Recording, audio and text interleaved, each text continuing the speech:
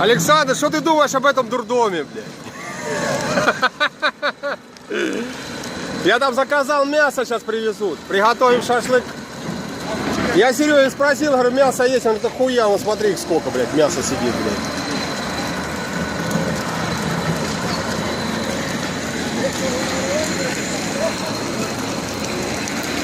Миша, это попадет в историю, блядь. Я снимаю пьяного напарника, блядь.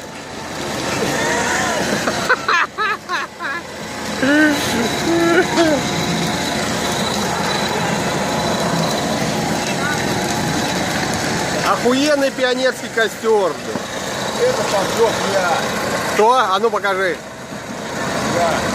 Все, пиздец, блядь. Где КГБ, где ФСБ, блядь?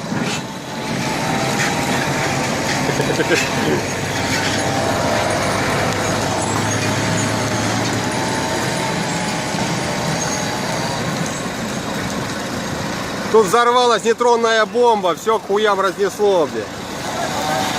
Ночью было бы видеть лучше. Ночью?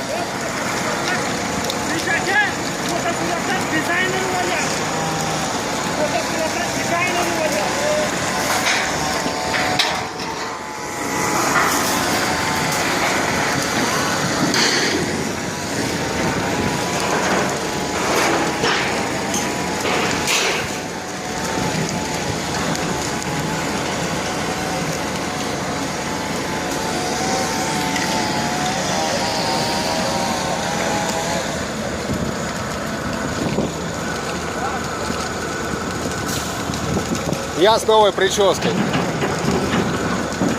Видеоблог.